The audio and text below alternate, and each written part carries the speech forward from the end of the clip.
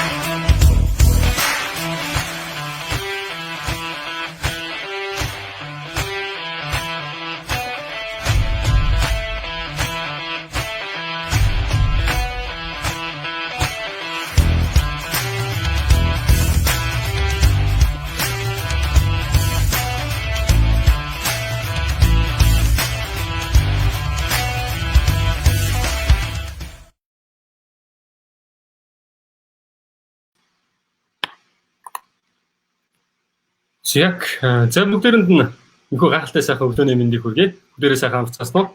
За Эртэж Монгол хөтөлбөрөөс санаачлан зохион байгуулж байгаа оюуны дархлаа онлайн сургалтын маань season 2-ын хамгийн сүүлийн сургалт 5 хүнд хүрэхэд инхүү бэлэн болсон байна. За энэ удаагийн зочин илтгэгчээр өмнө санхүүгийн сахилга бат гэдэг сэдвээр сургалт орж байсан. Охины мэдэж байгаачлан Дэл Карнеги Монгол байгууллагын сургагч багш. За хөгжлийн бодлогын бодлогын зөвлөх дарин чулуу ах маань зочин илтгэгчээр урьж оролцож байна. Ингээд бүгд хамтдаа өнөөдрийн зочин илтгэгчээ урьж оролцуулъя. За өглөөний мэнд. За бүгдээр өглөөний мэнд хүргэе. За өглөөний мэнд сайхан амарлаа.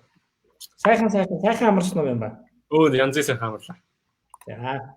За би тэнд шууд дэлгэцийг шилжүүлээд. За та өөрийгөө бас тийм ээ шинээр үзэж байгаа маш олон хүмүүс байгаа. 40 танилцуулаад шууд сургалт эхэлчих тийм. За баярлалаа. Манайхан бүгд сайхан амарсан гэдэгт итгэлтэй байна. Намайг Базарвааны Дарин Чулуун гэдэг. За олон жил сангийн яамд ажилласан, Вашингтон Дэлхийн банк, Азийн хөгжлийн банк, Манилад ажилласан, хувийн салбарт ажилласан. Одоо бол зөвлөх хийдэг, багш хийдэг. 3 хүүхдийн аав. Манай том одоо 31-тэй, дараагийнх нь 23-та, тэгээд 9 настай нэг банд байгаа. За хэдүүлээ ингээд сургалтаа эхлэе. За өнөөдөр одоо миний тавих илтгэлийн нэр бол санхүүгийн боловсрал. За тэгээд юуны өмнө одоо энэ боломжийг олгож байгаа Эртэж Монголын хамт олондоо талархал илэрхийлье. За санхүүгийн боловсрал. За санхүүгийн боловсрал гэдэг зүйл бол хүн болгохын хувьд бол туйлын чухал зүйл байдаг. Тэгээд санхүүгийн боловсрал гэж юу юм бэ гэдгийг бол нарийн одоо өөрийнхөө туршлага, амьдралын туршлага, уншсан ном мөн одоо хийж барьсан зүйлээсээ бол та хэдтэйгээ хуваалцъя.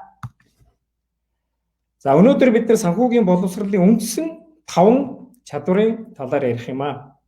За нэгдүгээрт бол хүн болгон хэдийн хэмжээний орлого олж байгааг бол ойлгох нь бол туйлын чухал байдаг. За дараагийн том одоо алхам чадвар бол хадгаламж болон хөрөнгө оруулалт.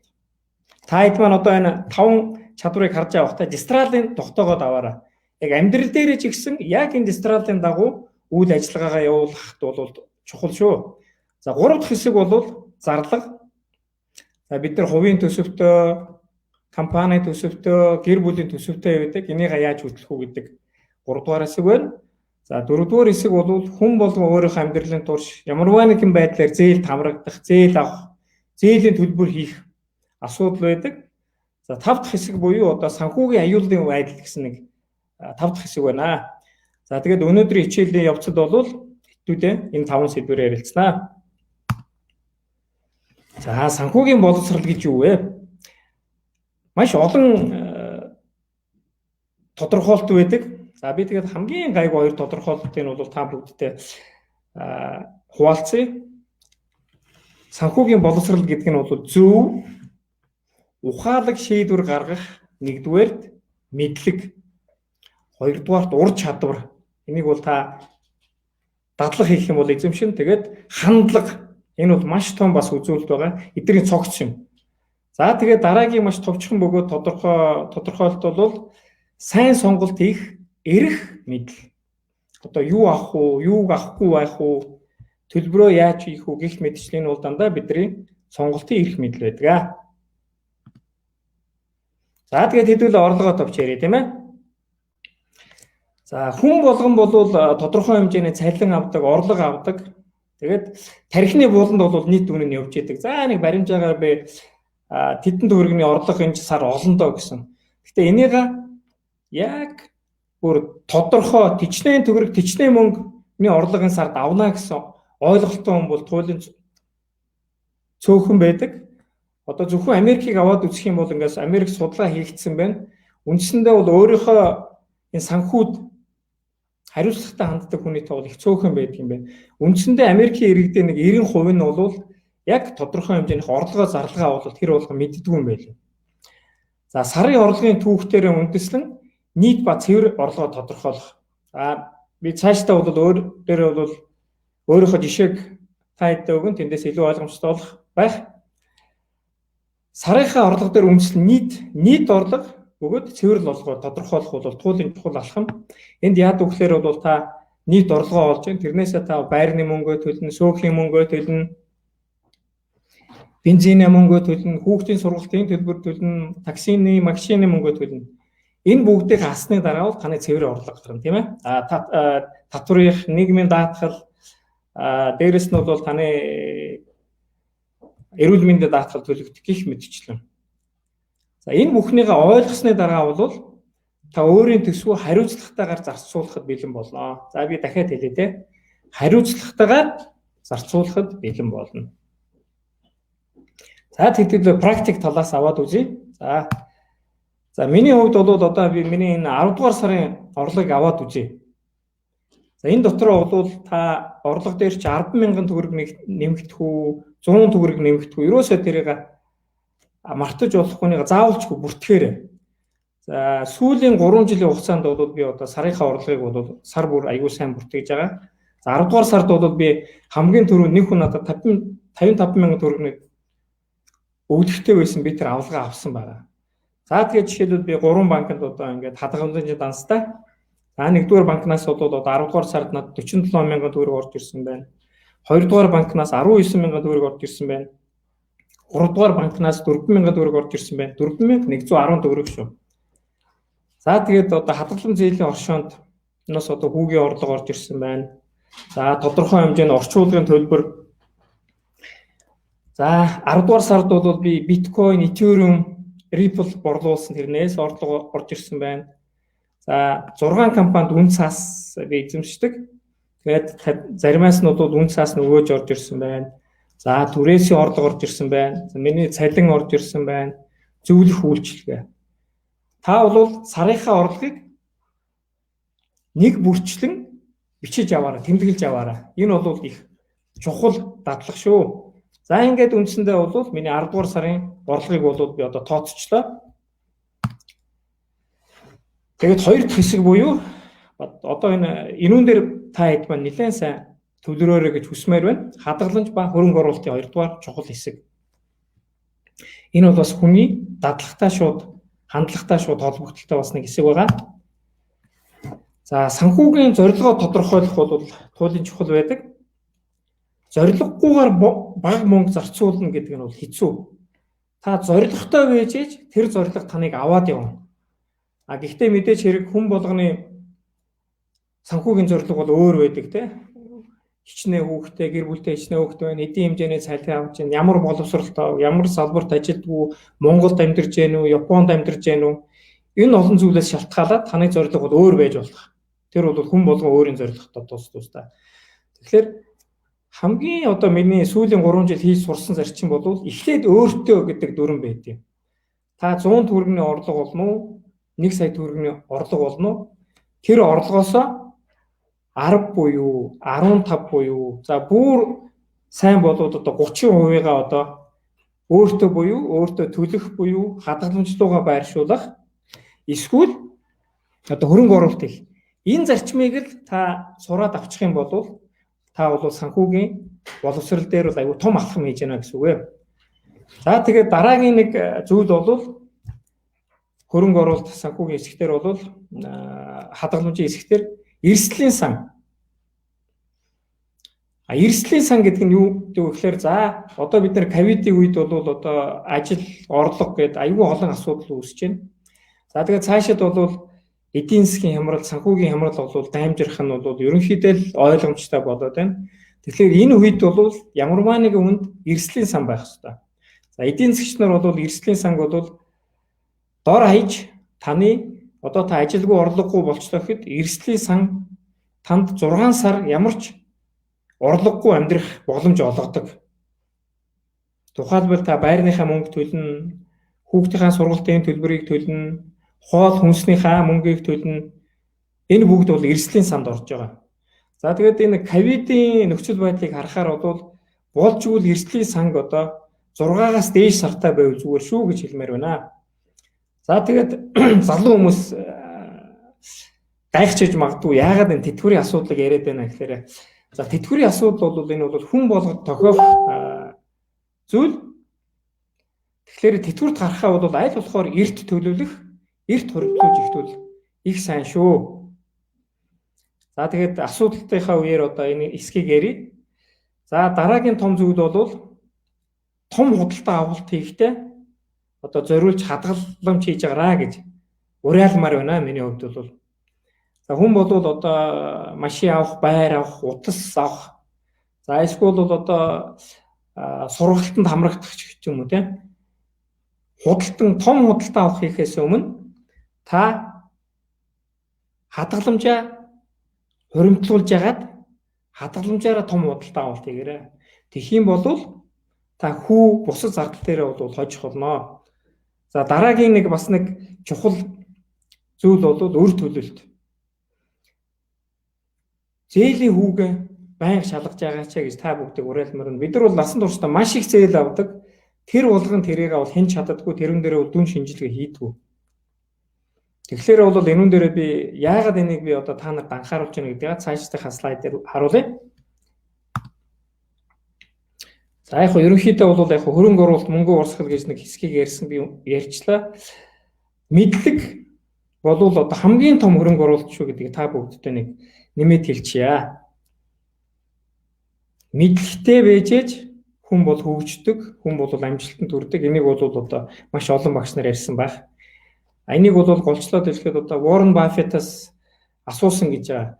Таны хамгийн одоо амжилтын том нууц чинь юу вэ гэхээр Warren Buffett бол ганцхан өгүүлбэрээр хариулсан. Энэ бол би өдөрт 500 хуудас ном уншдаг. Янз бүрийн мэдээлэл авдаг. Энэ бол яг хүүгийн хүү шиг. Энийг бол хүн болгон хийж чадах боловч тэр болгон хийдгүй. Ерөөсөө Warren Buffett-ийн гол нууц нь ерөөндөө энүүндээ л байна. За энэ слайдыг алгасч дараагийн слайд руу оръё. За санхүүгийнхаа зорилгыг тодорхойлох нь гээд одоо миний хувьд бол та бүгдтэй нэг жишээ татъя. За Нью-Зеландд доктор хийхэд дунджаар бол 3.5 жил сурдаг юм байна. За тэгээд 3.5 жил сурахдаа ямар зарлууд гардаг вэ гэдгийг одоо би гаргасан байгаа. Жишээлбэл байрны түрээс нэг жилдээ бол $17,000 болдог юм байна. Дунджаар шүү дээ, дээшээ доошоо байж болно. Дараагийн зардал бол хүнс, унааны түлш, гар утас, интернет, цахилгаан, унааны баталгаа, унааны даатгал, хувцас, тэтгэлэг. За тэтгэлэг биш ороогүй. Тэтгэлэг авчих юм бол энэ зардал бол дэше орохгүй. Авч чадахгүй бол энэ зардал ороод энэ зардал маань нэмэгдэх юм. За тэгээд Нью-Зеландд очих тийцний үнэтэй ирэх очих юм. Гэх мэдчлэн. Тэгэхээр санхүүгийн зорилгоо бол нэг бүрчлэн маш наривчлан гаргаж яаж та бол ямар хэмжээний мөнгө хэрэгтэй вэ? Яаж хоригдлуулах вэ? Энэ лугаа яаж очих вэ? Энэ бүх юм чинь таныг залаад явчих юм аа. Тэгэхээр санхүүгийн зорилго чинь бол маш тодорхой байх хэрэгтэй. Яг юу хүсэж байгаа юм? Хэдийн хэмжээний хөрөнгө мөнгө хүсэж байгаа юм бэ гэдгийг тодорхойлох нь чухал шүү. За тэгээд 3 дахь чухал хэсэг энэ бол зарлага. Энүүн дээр бид бол асуудал байн гаргаж яадаг. Тэгээд яагаад вэ гэдгийг хэдүүлээ ярив. За өөрийнхөө буюу хувийн төсөв, гэр бүлийнхаа төсвийг бий болгох нь одоо чухал байдаг. За мэдээж хэрэг ихэнх хүмүүс бол өртөө байдаг, шийдэгдээгүй асуудлууд их байдаг. Тэгэхээр бол төсөв гэдэг одоо мөнгөө хэрхэн зарцуулах төлөвлөгөөг бол та бүгд одоо заавалчгүй гаргаач ээ. Түрүү хэлсэн тийм ээ. Сарынхаа одоо зарцуулалтыг хянажгаад тэрийг харж байгаа та бүгд нэг төлөвлөгөөтэй болчих тийм. Эдийн хэмжээний орлого олдох юм байна.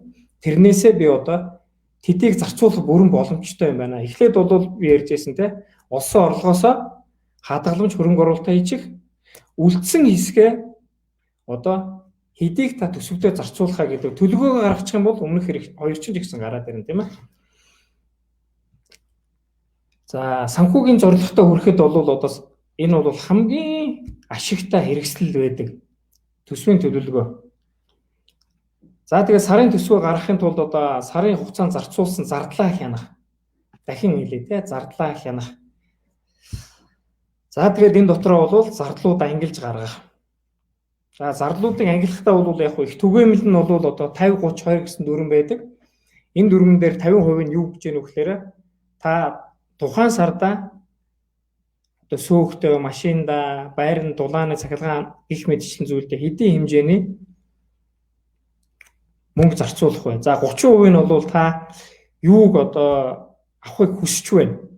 За хүүхдүүдтэй нэг энэ жил бол нэг сайхан том торт авчи, эсвэл гэрийнхэнтэйгээ сайхан үлээ авалт хоолнд орчих. За 20% нь бол энэ бол таны хадгаламж хөрөнгө оруулалт шүү. Энэ бол ерөнхийдөө бол их тийм түгээмэл пропорц байдаг. Энийг бол та нар интернетээс ч гэсэн болоод харчиж болно. За энэ 50 30 20 гэсэн зарчмаар биш юм аа. Би бол илүү нарийн ордог байгаа. Тэгээд та бүгдтэй энэсээ бас хуваалцъя. За сарын бүх зардал. За сарынхаа зардлыг гаргалаа. Нэг бүрчлэн би түрүү хэлсэн те 10,000 төгрөг бах уу, 100 төгрөг бах уу, бүх зардлаа жагсаачаад тэгээд би бол өөр сарын зардлыг бол 5 хэсэгт хуваадаг. Хамгийн түрүүнд хадгаламжтай хэдийг хийх үү? Төгрөгийн хадгаламж уу, долларын хадгаламж уу? Дараагийн хэсэг бол хөрөнгө оруулалт тий. Түрүүн би хэлсэн биткойн, за ингээд үнэт цаас гих мэтчлэн. За дараагийн том хөрөнгө оруулалт би бол сар болгон за тэгээд үндсэндээ бол 7 хоног бүр ч юм уу одоо болж игэл шинэ ном авахыг боддог. Энэ бол миний хувьд бол хөрөнгө оруулалт. За тэгээд зайлшгүй одоо зардал байдаг. Сөөхийн мөнгө, байрны зардал, зээлийн төлбөр гих мэтчлэн. За 3 дахь хэсэг бол шаардлагагүй зардал. За миний зүүн талд таад харж байгаа. За жишээлбэл одоо би сард 1 юм уу 2 удаа машин угаалгаж байна. Болж игэл заримдаа би өөрөө угаачдаг. За залхуурах юм бол би 40,000-аар машин угаалгаж байгаа. Энэ бол шаардлагагүй зардал. Яг тэгэхээр би одоо сард 2 удаа машина 40,000-аар угаалгаж байна гэдэг чи одоо би жилдээ нэг 480,000-аар бол машина угаалгаж байна. 10 жилдээ бол 400 сая болох юм байна. За тэгээд 20 жилдээ болох юм бол бараг үндсэндээ 10 сая төгрөгөөр би машин угаалгахаар болох гэдэг шүү дээ, тийм ээ. За уучлаарай. Тэгээд дөрөв дэх зардал бол одоо эрүүл мэнд аюулгүй байдал. Энэнд бол одоо би ийм спорт гих мэтчлэн зардлуудыг оруулдаг. Тэгээд 5 дахь зардал бол төвчж болох зардал. За тэгээд зүүн талаас харах юм бол одоо гадуур хоололт ч юм уу тий. Шаардлагагүй гэдэг зардал дээр та хэд бол харж байгаа. Кафе банд орох дуртай. Тэгтээ аль болохоор би гэртээ уухыг боддог. ITM-аас одоо бэлэн мөнгө авахтаа бид нар онлайнаар хийсэн бол бага мөнгө төлнө. ITM-аар авах юм бол ихэнх тохиолдолд бол 500 төгрөг төлдөг. За тэгээд дараагийн нэг зүйл бол бэлэн мөнгө авах би аюу дургу. Яг тэгэхээр бэлэн мөнгө төрөвчтэй хийчихээр ямар асуудал гардаг вэ гэхээр тэр бэлэн мөнгийг хүн бол хяналтгүй зарцуулцдаг байхгүй. За тэгээд мэдээж хэрэг бол ялангуяа октоудад хандахад бол хувц авахтаа энүүн дээр бас анхаараач ээ. Нэг сайхан гутал дэлгүүрт байдаг. Сэтгэлийн хөдлөөр бол нэг 500,000 төгрөгөөр гутал авчдаг. Тэгээд бодоод үтсэн чинь тэр яг хэрэгтэй ч байсан нэг сайхан нодлон жил авсан гутал байдаг те. Тэрийг өмсөж яхад бас боломжтой шүү гэж. За тэгээд бол энэ хичээлээс нэг сайхан сурах юм нь бол зардалтаа байнга дүн шинжилгээ хийж байгаа ч 7 хоногдоо. За бүр болохгүй сардаа ч юм уу те. Ямар хэмжээний зардал юунд би зарцуулсан байна. Тэгээд таны одоо энэ дүн шинжилгээ гэсэн үгснэгт дээр нэг ногоон хэсэг байна шүү дээ. Хадгаламж хөрөнгө оруулалт ном гих мэтчлэн. Энэ хэсэг чинь л өсөөд авах юм бол та бол санхүүгийн боловсролыг сайн эзэмшсэн байна. Та сайн санхүүгийн сахилга уттай байна л гэж ойлгож болно. Харин та төвчж болох шаардлагагүй зардлууд чинь нэмэгдээд авах юм бол тэгэл одоо та бүгд одоо бид нэр одоо асуудалтай байна шүү л гэдгийг ойлгох хэрэгтэй. За тэгээд одоо зөөлийнхаа хэсэг рүү оръё тийм ээ. За хүн болгон насан туршдаа бол одоо зөндөө зээл авсан одоо ч зөндөө зээлтэй байгаа. Тэгэхээр энэ хэсэг бол яг хуу зээлийн карт, зээлийн түүх гэсэн хэсэг байна. За зээл бол сайн зээл байдаг, муу зээл байдаг. Энэ бол айгүй том сэдв. Тэгэхээр хэдүүлээ одоо сайн зээл үү, муу зээл үү гэдгийг бол байнга бодож явах хэрэгтэй. За яг хуу товчхондоо хэлэхэд сайн зээл танд орлого оруулж ирж байна гэж бодъё тийм ээ. Жишээлбэл бол миний хувьд бол яг цаашдаа би жишээн дээр ярина.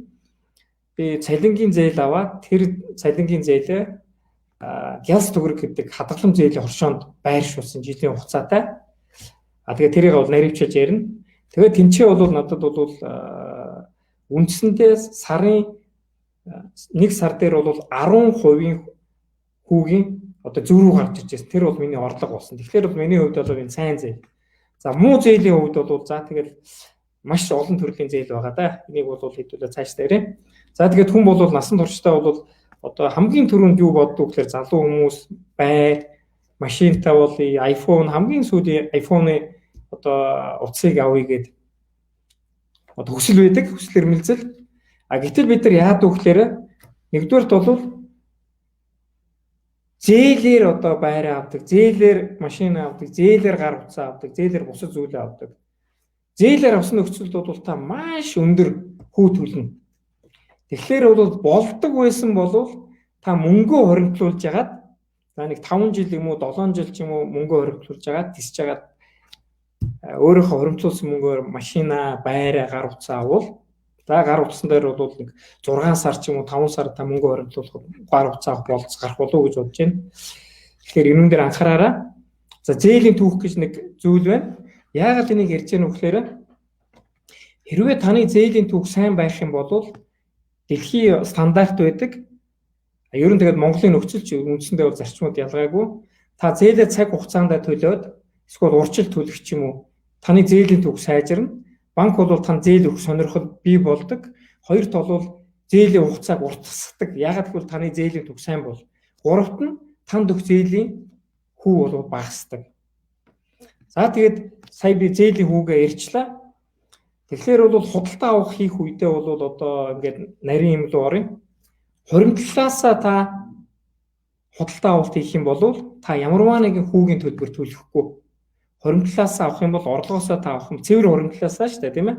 Би тэр үйлсэн банкны хүүгийн орлого, за түрээсийн орлого, одоо нэмэлт орлогуудаасаа одоо энэ зүйлүүдээсээ одоо та авах юм бол зарцуулалт хийх юм бол та хүүгийн төлбөр төлөхгүй.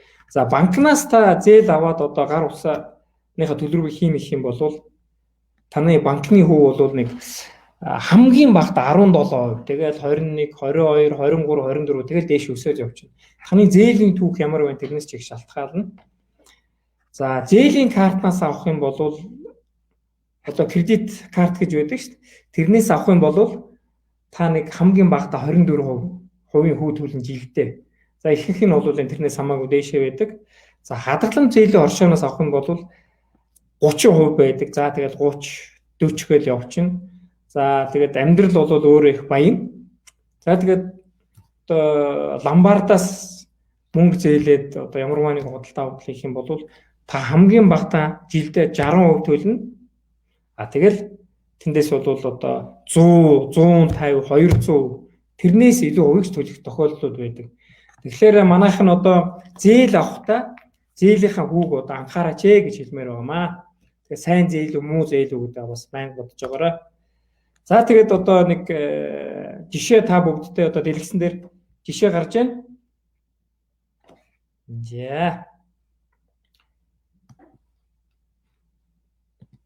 За энэ зээл одоо гараад ирлээ. За миний хувьд бол ингээд 2020 оны 11 сар 26-ны өдрийн байдлаар одоо зээлийнхаа нөхцөл байдлыг харуулъя л да. Ном уншлаа, зарлагаа хөтлөө, тэгээ зээл дээр очлоо. Тэгээ зээлүүдийн жагсаалтыг гаргалаа. Яг хөө миний тархинд бол явж л байсан л да. Нэг тиймэрхүү зээл байгаа, нэг тиймэрхүү зээл байгаа гэх. Тэгээд зээлийнхэн жагсаалтыг гаргасан чинь ингээд нүд орой дээр гарсан. Бүр ингээд амар том шоконд орсон. Яасан бэ гэсэн чи зээлийнхэн жагсаалтыг гаргаад та бүгд одоо дэлгэсэн дээр харж байгаа бах. Одоо л үндсэндээ бол зээл авахд бол банк танаас зээлээс чинь 1% шимтгэл авдаг. За тэгээд зээл дээр чинь бол одоо зээлийн хүн нэмэгдэнэ гэх мэт чинь. За тэгээд одоо энэ хас банкны зээлийг одоо би 2-3 жилийн өмнө авч ирсэн. Цалингийн зээлийн хүн бол 14% байсан. За тэгээд дээрээс нь би бол 1% шимтгэл төлсөн. Тэгээд би 15% зээл аваад одоо би түр барьсан те хадгалам зээл оршоонд байршуулсан. Гэх мэтчлэн явсаар байгаад одоо энэ 9-р мөрөн дээр та хэд харж байгаа бах те худалдаа хөгжлийн банкны картын зээл. Тэгэхээр худалдаа хөгжлийн банкны картын кредит картын зээлээр би худалдаа авалт хийгээд дээрэс нь бэлэн мөнгө авах юм бол би бол 36% хүү төлнө жилд. Дээрээс нь би худалдаа авах хийсэн болгон дээр би худалдаа хөгжлийн банкнд шимтгэл төлж байгаа. За тэгэж яагаад би шоконд орсон бэ гэсэн чинь хүүгээ тооцоод үзсэн чинь би ганцхан жилийн хугацаанд банкудад карманаасаа 32 сая төгрөгийн хүү төлж ирсэн байгаа. Үндсэн төлбөр биш шүү. Хүү. За тэгээд энийг 5 жил төржүүлсэн чинь 160 сая төгрөгийн хүүгийн төлбөрийг банкнд төлөхөөр болсон байгаа. Энийг би тооцчоод харчаад бол үнэхээр том шоконд орсон. Тэгээд ковид эхлэх үед одоо ямар шийдвэр гаргасан бэ гэхээр яг энэ бол их том зориг надад шаардсан боловч би боломжтой бүх санхүүгийн хүүсвэрийг хоримтуулж агаад энэ одоо ногооноор гарсан бүх зээлүүдийг дарсан. Тэгснээрээ бол одоо миний сэтгэл уужирсан, тайвширсан, стресс алга болсон. Тийм учраас манайхан ч гэсэн боломж байвал өрөө аль болох хурдан дарахыг бодооч гэж одоо зөвлөмөр байна. За хэдүүлээ дараагийнхаа слайд руу оръё. За тэгээд энэний дагуу бол асуудал гарах байх тийм. За тэгээд бас нэг жишээ одоо энд бол одоо хүн болгон тохиолдож байгаа, тохиолдох ирээдүйд тохиолдох бол нөхцөл. За 8% хүүтэй байрны зээлийн тооцоог ингээд баримжаа тооцоо гаргаж үзлээ л дээ. За залуу хүмүүс байна. Тэгээд ихэнх нь залуу хүмүүс байгаа гэж бодож ил багшин тэгээд энэ 60 сая төгрөгийн байрны зээл банкнаас авъя гэж бодъё тийм ээ. Тэгээд танд бол одоо хувилбарууд байгаа 10 жил, 15 жил, 20 жил, 30 жилээр зээл авах уу. Тэгээд та 60 сая төгрөгийн байрны зээл 10 жилийн хугацаанд авах юм бол та 10 жилдээ хүүгийнхаа төлбөрт 24 сая төгрөг зарцуулах юм байна. 24 сая шүү. За 10 жил гэдэг бол мэдээч хэрэг бол санхүүгийн нөгөө бусад нөхцлөөс бодвол арай жоох илүү дарамт байдаг. Ягаад гэхээр та богино хугацаанд төлөхөөр таны төлбөрч бол илүү өндөр байна. Тухайн сарда. За хэрвээ та 60 сая төгрөгийн байрны зээлийг 30 жилийн хугацаатай 8% хүүтэй авах юм бол та 30 жилийн хугацаанд тухайн банкнд 72 сая төгрөг төлөхөр байна шүү манайхаа. 72 сая. Тэгэхээр бол та 30 жилийн дараа бол 60 саягийн байрыг 132 сая төгрөгөөр авахаар байна. За амьдрал дээр бол энэ тоо бол арай илүү байдаг.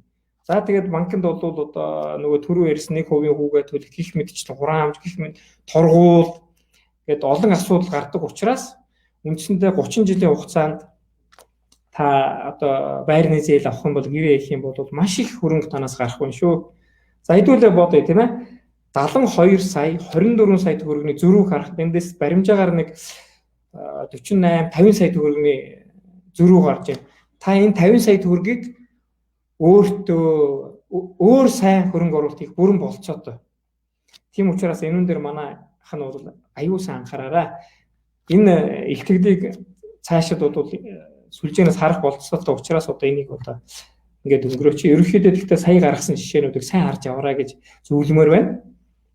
За тэгээд хэдүүлээ цаашаа явъя.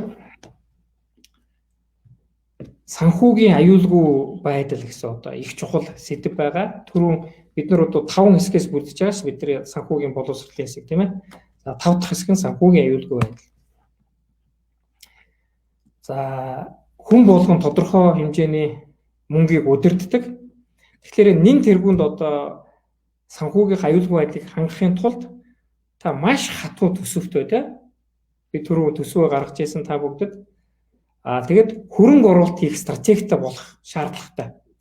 За стратегтэй болсон байхгүй ч юм бас бидний дунд байгаа. Тийм учраас түрүүн өгсөн зөвлөмжүүд, түрүү авсан жишээнүүдээр үндэслээд та нар сар, жилдээ бол ямар хөрөнгө оруулалтын стратегтэй байх уу, ямар төсөвтэй байх уу гэдгээ бол цаасан дээр Excel дээр буулгачвал би бол яагаад Excel-ийг авдаг гэхээр өөрчлөлт их амар байдаг. За аппликейшнууд ч байдаг тийм. Тэгэхээр энийг заавалчгүйгээрээ. За тэгээд бол дараагийн нэг том дүрэн бол зөвхөн ойлгосон салбартаа хөрөнгө оруулалт хийгээрэй. За энэ дээр одоо би жишээл юу гэж хэлж байгаа нөхөр хүмүүс тэгдэг шүү дээ. Одоо интернетэд сүүлийн үед ялангуяа ковид үед бол маш их ураа лоозон гаргасан. Мөнгө чинь бол 2 дахин, 3 дахин, 10 дахин өсгөөд өгч өөрөөсөө айгүй мундаг компани гэдэг. Тэгэхээр бол тэрүүнд нь одоо сэтгэлийн хөдөлгөөр хөрөнгө оруулалт хийждэг. Тэгэхэд ихэнх тохиолдолд бол хүн шатах магадлал маш өндөр байдаг. Тэгэхээр ойлгоогүй салбартаа, ойлгоогүй аргачлал бити хөрөнгө оруулалт хийгээч. Зөвхөн ойлгосон салбартаа хөрөнгө оруулалт хийгээч гэдэг. Энийг бол одоо Warren Buffett-ийн хичээлүүдийг уншиж тэнцээ гардаг. Бусад том хөрөнгө оруулагчны хичээлийг, номыг унших юм бол энэ ус гардаг. Тийм учраас манайхаа зөвхөн ойлгосон салбартаа хөрөнгө оруулалт хийгэрэй гэж та бүгдээсээ хүсмээр байна. За, олсон мөнгө хамгаалах. 30 жилийн өмнө би нэг найзтайгаа мөнгө хадгалах 12 арга гэдэг ном орчуулж ирсэн орос хэлнээс. Тэгэхээр бол энэ туулын чухал байдаг. Тэгэд ингээд хүн төрөлхтний түүхийг, баян чилээний хүмүүсийн түүхийг авч үзэхээр мөнгийг бол хинч олж чаддаг. Гэхдээ мөнгөө хадгалж чаддаг. Яг насныхаа мөнгөө хадгалж чадсан уу гэхээр Америк судалгаа хийгээд үзсэн чинь үндсэндээ бол 100 хүнээс нэг нь ашгүй бол ингээд бүр нарийн урсан чинь үндсэндээ 1000 хүнээс нэгээс 2 нь л мөнгө хадгалж чадсан байна. Тийм учраас бол энэ дээр хэдүүлээ анхаарах нь туулын чухал байдаг. Та мэдээж хэрэг түрүү лекцийн хамгийн ихэнд ярьсан тийм хандлага, дадлага, сахилга бат гэдэг. Энийг та бүгд анхаараарай. За тэгээд санхүүгийн сахилга бат гэдэг хичээлийг бол нэг 5 сард байсан баха. Уншсан байгаа. Тэр хичээлийг бас олоод уншичвал та хэд маань бас тэндээс тодорхой хэмжээний мэдээлэл авнаа. За тэгээд мөнгө хамгаалахдаа бол одоо банкны данс, зээлийн картыг хуулах одоо тогтмол шалгаж байгаараа. Илүү зардал ч юм уу, санамсаргүй зардал ч юм уу, эсвэл бол ямарваа нэгэн байдлаар буруу зардал банкны алдаанаас юм өөрөө ч алдаанаас гарсныг үүсэхгүй. Тийм учраас алдаанаасаа сэргийлэх асуудал байна. За түрүү хэллээ те залилан мэхлэх. За хулгайгаас урчин сэргийлэх нь бол чухал байдаг. За кредит карта, банкны карта, олон амлалтууд хүн өгдөг те найз нөхөд интернет. Тэгэхээр бол яг нэг уриал оцсон гарцсан байсан шүү дээ. Та хэдийг одоо уриалах тусам одоо илүү сонор сэрэмжтэй байгаа ч гэд манай цагдаагийн албаных нь одоо нэг тийм уриал гаргацсан байсан. Тэрийг одоо байнга бодож явж байгаараа. За тэгээд баримт бичиг одоо гэрээ, одоо тэр нууц үгээ, одоо жишээл биткойноор одоо арилжаа хийдэг хүмүүс бол энэ бол их чухал байдаг. Ер нь бол ямарваа нэгэн байдлаар нууц үгээ бол болж өгвөл хааж битгий тэмдэглэж байгаа чи ойхондоо эсвэл бол хадгалдаг дэвтэр дээр бичиж байгаа ч гэж хэлмээр. За тэгээд хөрөнгө хамгаалах зөв даатгалд хамрагдаж байгаа ч гэж та хэдэг уриалмаар байна. За энийг цаашаа ярив. За даатгалд хамрагдах. За ингээд товчхондоо яг даатгал бол айгүй том салбар. Дэлхийн хүн төрөлхтөн бол энэ чиглэлээр маш хөгжсөн байгаа. Манай Монгол улс ч гэсэн бол бас харьцангуй сайн хөгжиж эхэлж байгаа. За тэгээд байрны даатгал тийм. Яагаад байраа даатгах хэрэгтэй вэ гэхээр одоо тийм юм гарахгүй. Гэхдээ одоо гал гарах, ус алдах. За тэгээд юмыг айж өдөхүү ингээд хаалга үүд эвдрэх гэх мэтчлэн байраа даатгуулсан байхад бол асуудал үүслээ. За яг нэг бодит амьдралын жишээ үзүүлээ л да. Хүний одоо цуслангийн байшин шатсан. Одоо тийм тохиолдол гарч ирсэн. Тэгэд гал командынх нь ирчээд тэр хүнээс одоо асуусан байгаа эзнээс нь. Та байраа даатгуулсан уу гэсэн чинь үгүй би байраа даатгуулаагүй. Гэтэл танил маань тэр цуслангийнхаа байшин босоход нэг одоо дүнгийн сайн санахгүй. Тэгтэл одоо нэг 50, 60 сая, 70 сая төгрөгийн хөрөнгө зарцуулсан юм шиг байна. Хэрвээ байраа даатгуулсан байсан бол цуслангийнхаа байшин тэр маань нэг тэр хүн бол зарцуулсан хөрөнгөөгөө зарцуулсан одоо даатгуулсан хэмжээгээр хөрөнгийг авах байсан баг. Үндсэндээ бол за тэр хүн цуслангийнхаа байшин 70 сая төгрөгөөр үнэлсэн байлаа гэж бодоход цуслангийн байшин шатчлаа тэр хүн бол даатгалаасаа бол 70 сая төгрөгөө авах болцсон байсан байгаа байхгүй. За тэгээд хөрөнгийн даатгал тий. Би түрүү ярьлаа машин, гар утас, эд хөрөнгө цуслангийн байшин даатгуулчих одоо хэрэгтэй. Хамгийн гол нь манайхан судлаад үзээрэй. Танаас айхтар бас их мөнгө гарахгүй шүү. ямар даатгал сонгож авах нь бол тэр таны эрх. За тэгээд хадгаламжийн даатгал байна.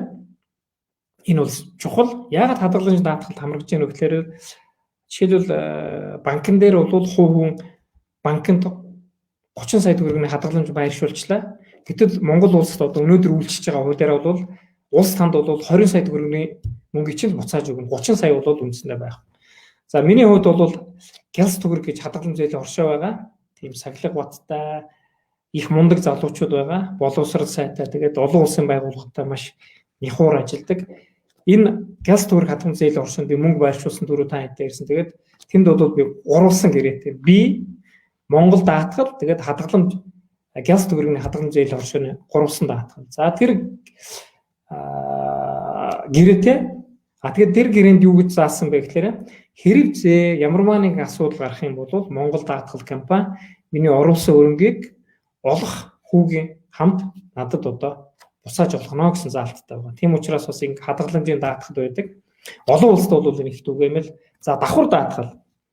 За их хэмжээний мөнгийг бол одоо давхар даатгалд хамруулдаг. Жишээлбэл манай Монголын компани бол их хэмжээний даатгалыг одоо хариуцах эрсдлийг одоо хуваалцах юм бол их хэмжээний олон их тэрбум доллар ч юм их найдын их усүртэй том хадгаламжийн уучлаарай давхар даатгалын компанитай бол даатгалын компани давхар даатгал хийдэг.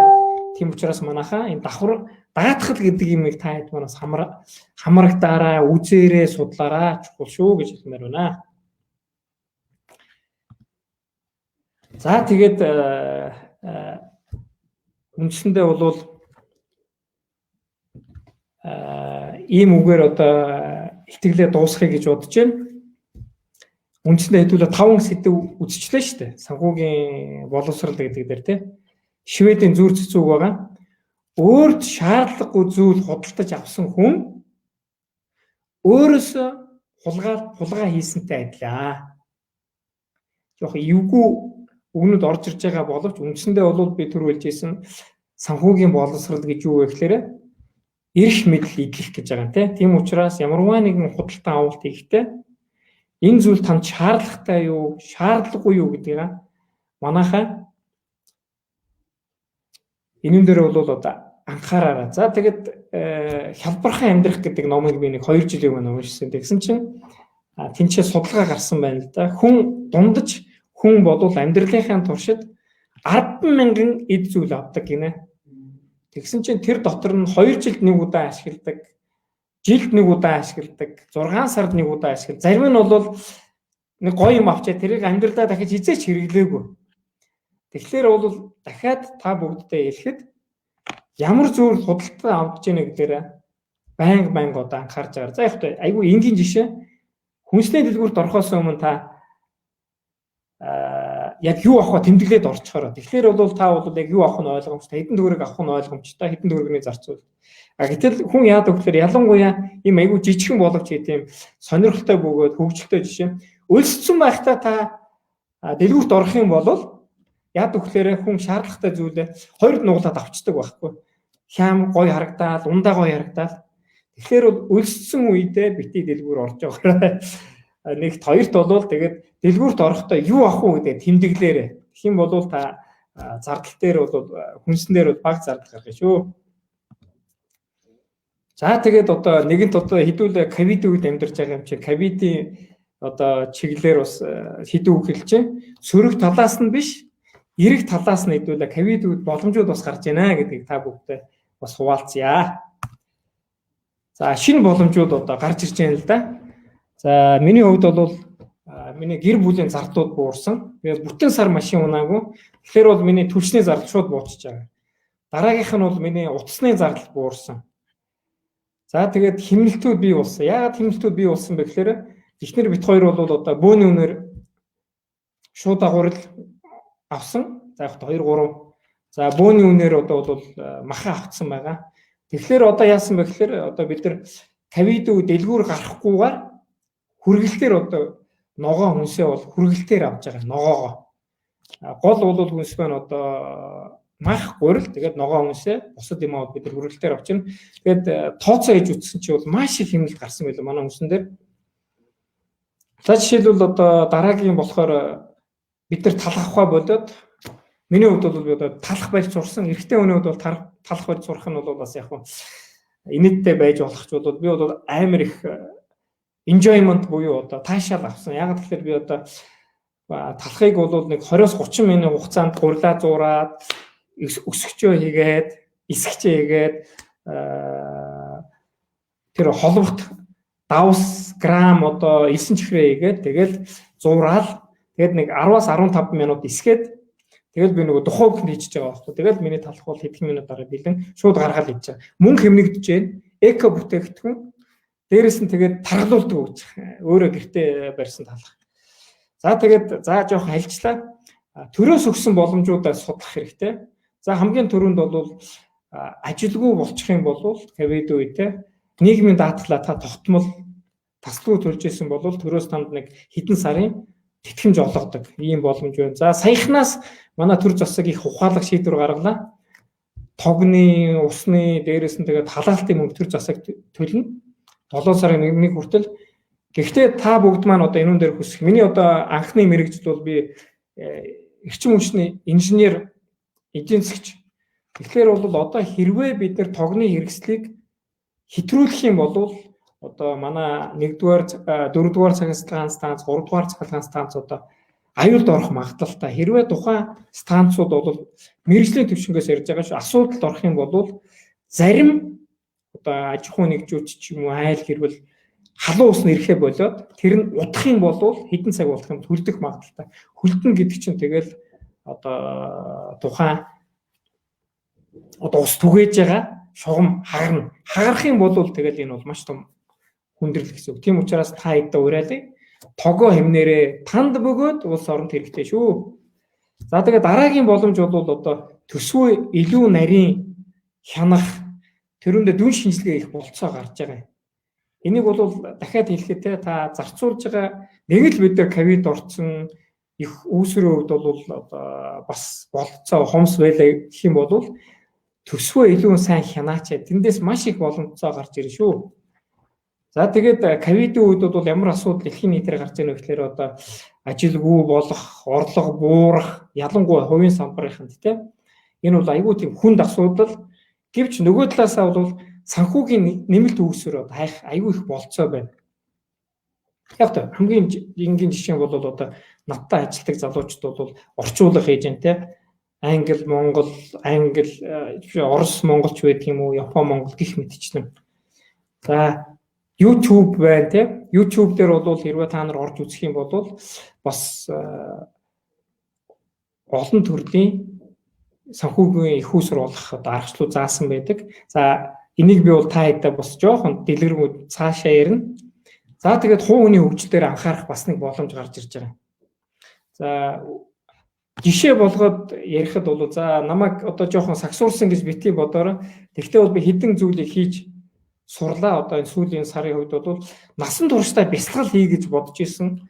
Тэгээд яг жоохон элементүүдийг мэддэг байсан боловч одоо сүүлийн сар бол прана йога гэсэн тийм бясалгалын төв байдаг юм байна Монголд.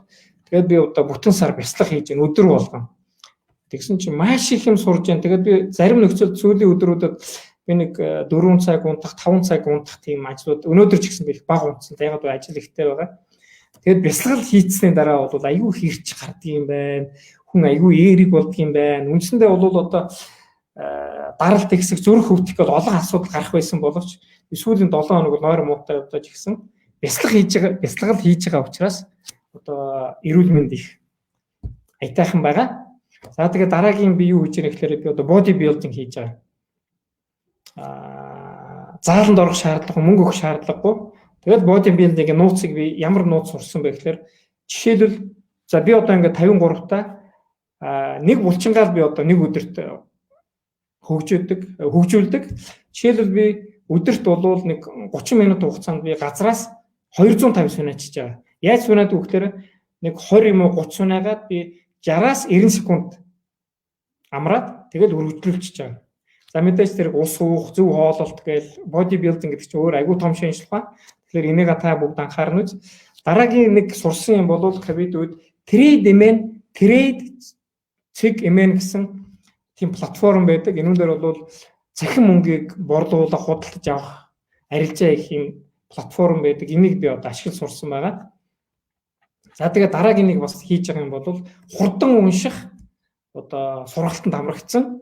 Энэ нь яадаг вэ гэхээр би хамгийн багадаа 3-5 дахин хурдан уншаад тэр хэмжээгээр миний оо сонирм сайжрах юм. За энийг бол Хатанбаатар багш бас ярих ч юм уу тэнд бас хичээл үзаадаг байгаа. Интернет ч бас байгаа. За тэгээд бас нэг хийж байгаа зүйл бол цаг боломжсоо олдвол одоо уншия гэсэн номнуудаа одоо жишээлбэл Кавидүгээр энэ номыг уншлаа. За энэ номыг уншлаа. За энэ номыг уншлаа. За энэ одоо хурдан унших гэдэг хичээл байгаа. За эднийг бол та бүгд цаашаа ярьчнаа. За тийм учраас ковид үед бол бид нар бас боломжууд гарч ийн шүү. Энэ боломжуудаа маш сайн ашиглаарай гэж одоо та бүгд уриалмаар байна. За тэгээд ажил амьдралын баланс гэдэг бас нэг айтайхан сэдв. Яагаад би нэг ярьж байгаа вэ гэхээр хүн бол дандаа ажил, цалин, мөнгө гэдэг амар завгүй байдаг. Гэтэл бол тэр болгон эрүүл мэндэд анхаарч чаддгүй. Тэр болгон гэр бүлдээ хүүхдийн хүмүүжлэлд анхаарч чаддгүй. Тэр болгон хувийн хөгжил дээр анхаарч чаддгүй. За тэгээд дөрөвт хэсэг бол одоо бид нар энэ өнөөдрийн сэдв бол санхүүгийнхаа эрх чөлөөнд бол анхаарч чаддгүй. Тийм учраас бол одоо ажил амьдралын балансыг одоо зөв тохируулах болцоо гарч ийн. Дээрэс нь одоо бид нар хамгийн хайртай хүмүүстэй ээж, аав, эмээ, эхнэр, хүүхэд ковид үед жоох хүндрэлүүд маш их гарч байгаа. Гэхдээ нөгөө талаас энэ бас боломж. Би жишээл ковид үед бол хүүхэдтэй бол хичээл зааж байгаа. Баг үедээ манай одоо 9 настай 4-р анги. За бид хоёр жоохон баг зэргийн асуудлууд үүсдэг ч гэсэн бид хоёр бол айгүй ойртож байгаа, нэг нэгийг айгүй их ойлгож байна. Тэгэл манай хүүхд ганцхан юм хэлдэг болсон одоо тий.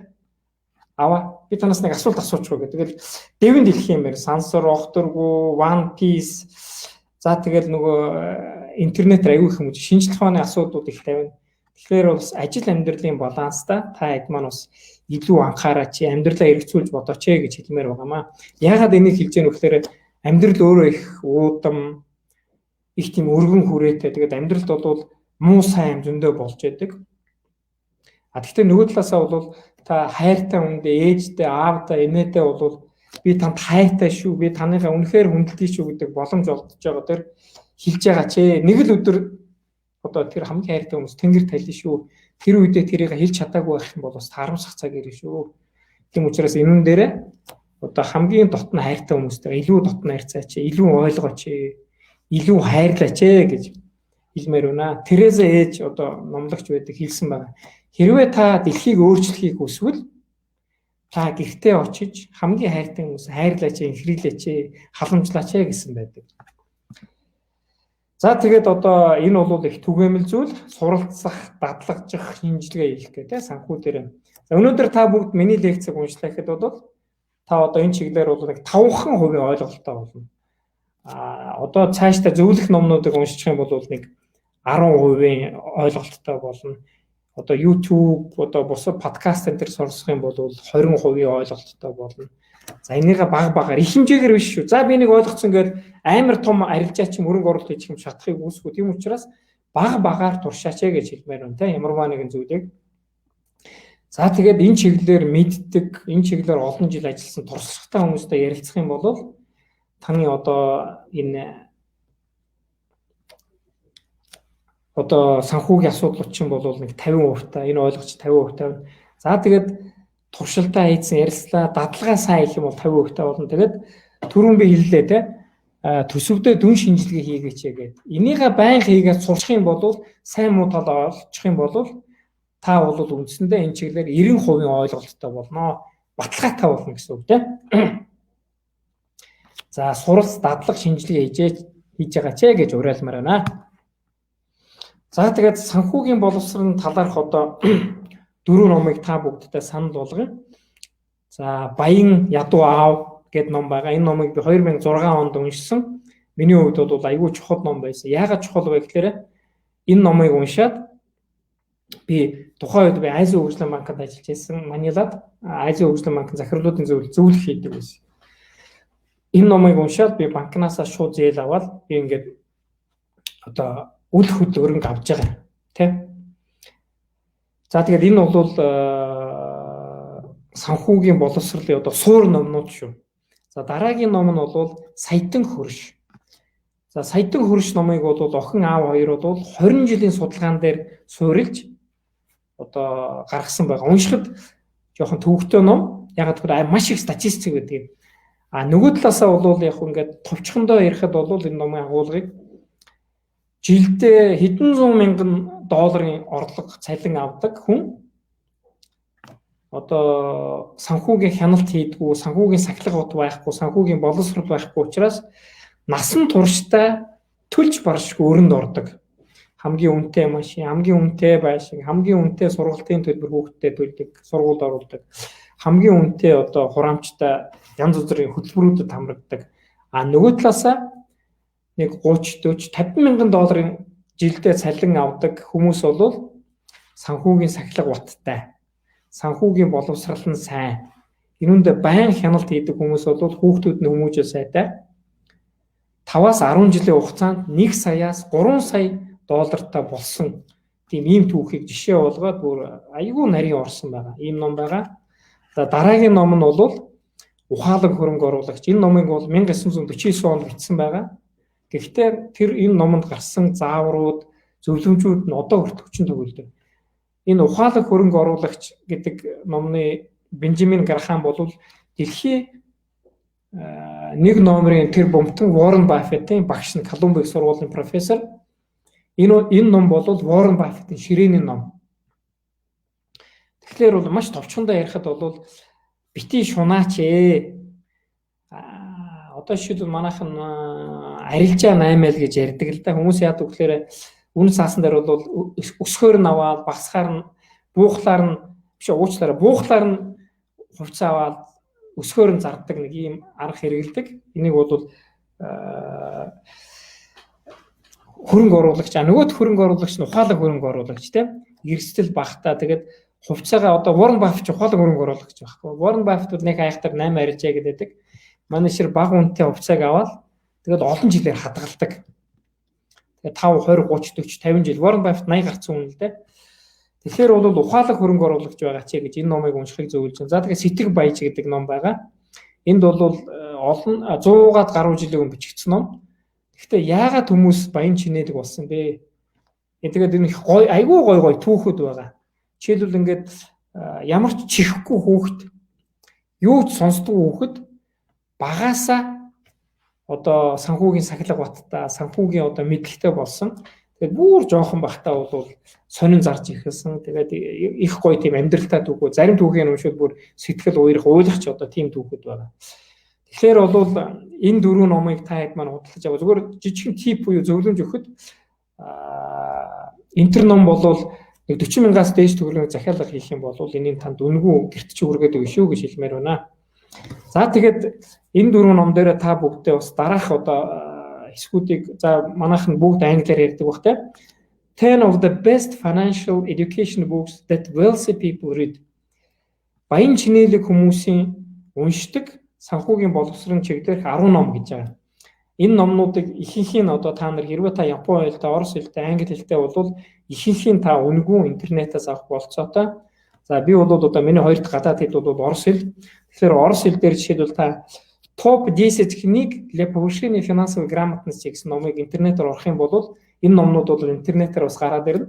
Тэгээд энэ номнуудыг та бас үнэгүй интернетээс унах бүрэн болцоотой. Ер нь мэдээч хэрэг одоо энэ цахим эрэнд бид нар амьдарч байгаа юм чинь маш их боломж интернетэд байгаа шүү. За миний хувьд бол номыг бол авж байгаа, тэмдэглэж байгаа туучны аргуурлаар уншдаг. Тэгээд далд ухамсарч илүү нөлөөлдөг гэсэн судалгаа байдаг. Тийм учраас би номыгаа одоо жишээлбэл энэ номыг аваа те. Ингээл тэмдэглээд жишээлбэл за энэ нэг номыг хараа. За тэгээд энгийн татвар гэж за манайх нь харагдах нь үгүй энэ за яг ингээд харагдах байх гэж найдаж байна. Тэгэхээр энэ номон дээр бол би ингээл ойлгосон юмнуудаа тэмдэглээл ирээчээ. Гэхдээ харандаагаар ирээчдэг те. За ингээд харагдаж байна те. Тэгээд ингээд би ирээчдэг юм. Чухал уу энэ төр гээд. За тэгээд одоо энэ бас нэг сэдв байна тийм ээ. Passive income 62 ideas for 2020 гэж байна. Тэгэхээр бол 2020 онд 62 санаа байгаа юм л да. Пассив орлого. Пассив орлого гэж одоо маш том сэдв. Энийг та хэд маань нэмэлт санхүүгийн орлого яаж олох вэ гэдгийг бас үзээрэй. Өмнөх хичээл дээр би бас энэ чиглэлээр зөвлөмжүүд өгсөн байгаа. За тэгээд орос хэл дээр жишээлбэл яг санаад өгж байгаа шүү дээ манайхан те. Яаж л оруулвал тэр бол таны хүсэл 45 идей как получить пассивный доход гэж байна. Тэгэхээр бол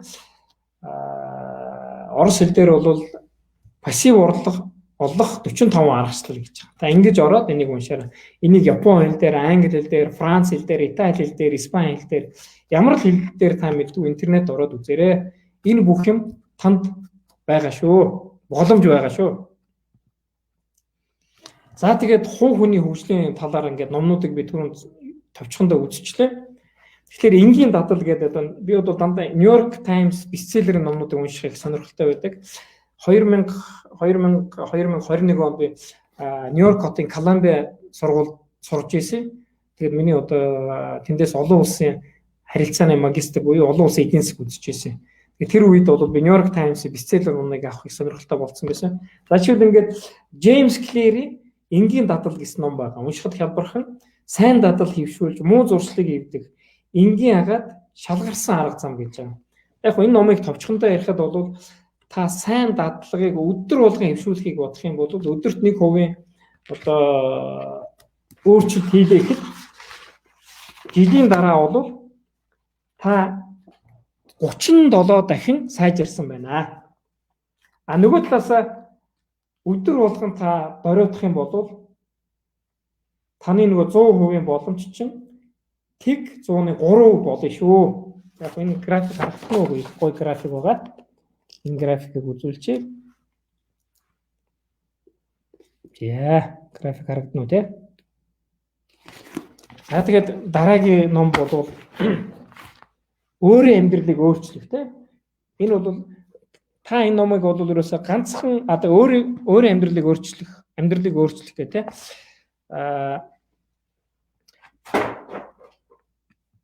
Айгу энгийн бөгөөд айгу тодорхой жишээнүүд байгаа. Тэгээд энэ чи ад жаргал тулгуур зарчмууд гэсэн та энэ номыг одоо хичээх юм бол ганц өдрийн дотор л уншиж чинь. Айгу хялбархан ном тий. За тэгээд та бүгддөө маш их баярлалаа. За зарим юм ойлгомжгүй байсан бол хөлцөл өчье. За тэгээд биднэрт нөгөө асуулт хариултын хэсэг байх юм чи энүүн дээр хариултаагаад явчаа. Тэгээд Роберт Кийосаки одоо би Роберт Кийосакиг өөрийн багш гэж боддог. Роберт Кийосаки ишлэл байгаамаа. Санхүүгийн эрх чөлөө тийм энэ талаар сурч мэдсэн. Одоо ингээд энэ олон номыг унших шүү дээ. Түүнийхээ төлөө ажилдаг хүмүүст нээлттэй байдаг. Тэгэхээр бид бүгд санхүүгийн эрх чөлөөнд хүрэх бүрэн 100% болцоо байна шүү. Дадлагжаараа, туршаараа, дүн шинжилгээ хийгээрээ, ном уншаараа, хүмүүстэй зөвлөлөөрөө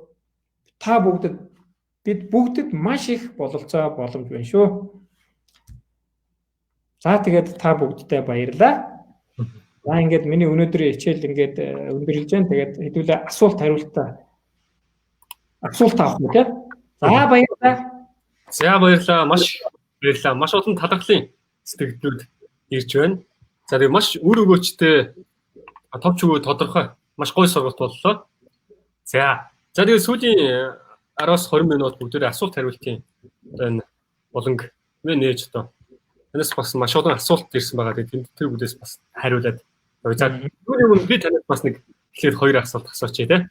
За тэгээд манайхан бас комментээр асуулт бичээд орж ирээ. Өөрийнхөө асуухыг хүссэн асуултанда. Гэхдээ ер нь яг санхүүгийн боловсролын тал дээр яг мэдхийг хүссэн бүх зүйлээ мэдэж авлаа. Миний хувьд одоо бүртгэл хөтөлбөрөөс өнөөдрөөс ихтэй бүртгэл хөтөлбөр шийдлээ.